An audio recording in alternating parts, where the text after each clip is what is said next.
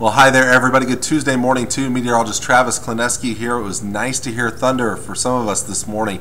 Just kind of a reminder that we're getting into the thunderstorm time of the year, severe weather. Of course, Severe Weather Awareness Week going on this week. We'll be posting tips on our Facebook page all week long. And, of course, we have storm spotter classes continuing, 3 of those going on today. First off, the Hastings National Weather Service. They will be in the first 2 locations there. Clay County at the fairgrounds there, and Clay Center at 6:30 this evening. And they will be in Furnace County at the Oxford Fire Station starting at 6:30. The National Weather Service office in North Platte, they will be in Hayes County at the Hayes Center Fire Barn, and that class begins at 7 o'clock. So as I always say, I would definitely encourage you to get out to one of these classes if you get the chance to.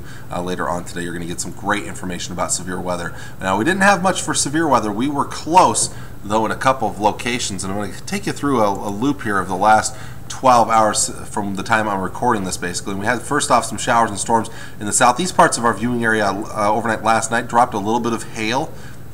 Had a little bit of hail down around the Nebraska-Kansas border, or just north of Belleville, Kansas, and then the second round that made its way through earlier this morning, and that was the one that brought the thunder and lightning around the GI and Hastings area. Didn't see any hail with that, but we had a lot of lightning, and again, that's now shifting to the east. So our chances of rain do go down, although I do expect some redevelopment. You can see some of that there in central and north central Nebraska this morning. And I think that chance of redevelopment will continue, but the best chances of moisture will be off towards the east the rest of the day today. So Futurecast probably overdoing things just a little bit this morning here, but I do still expect at least a chance of some showers in central Nebraska, but a better chance off towards the east, and that could even linger into the afternoon hours off towards the east. Meanwhile, from the Tri-Cities westward, we're going to see some afternoon sunshine. The longer you have that sun, the warmer you will be today, and we'll show you that wide range in temps expected for the day today. Now tonight we start off with clear skies early, and then clouds will be on the increase later in the night, perhaps a few sprinkles or light showers associated with that front making its way through.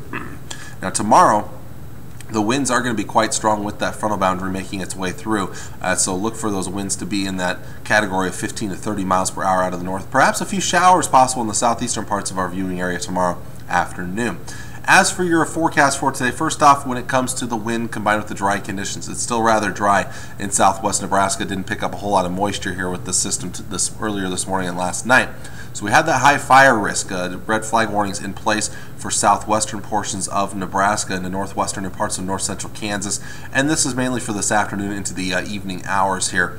And that's when the highest fire risk will be. Again, lowest relative humidity levels, some stronger winds in those locations. And in fact, blowing dust is going to be possible for places like Imperial and McCook later on today. Now temps, again, ranging from around 50 in Albion to as warm as the lower 60s around Ord, Ainsworth, and Broken Bow. A few lingering showers mainly during the morning hours. To the west, probably going to be drying things out, and maybe perhaps an early shower, but more than likely seeing more and more sunshine. But again, that blowing dust possible. We'll see highs in the mid to upper 60s, also a little bit windier out west.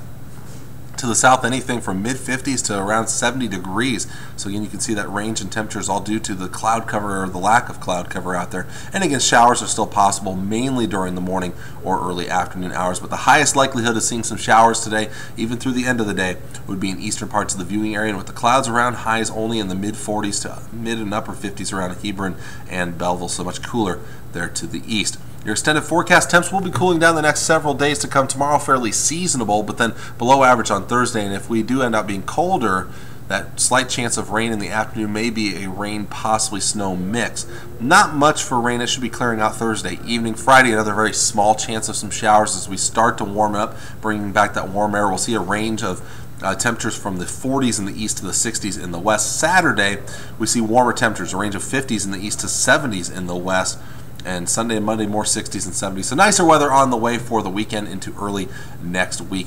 And those chances of rain here for the end of this week don't look like much at this point, not like what some places saw earlier this morning. So again, kind of an up and down forecast here. There are some nice ups here just in time for the upcoming weekend. And hey, for me at least, it was nice to hear some of that thunder and get some of that smell of rain going. Just a reminder that we are now finally in the spring season. So there is your forecast for this day. Until next time, I'm meteorologist Travis Klineski. Hope you have a great Tuesday.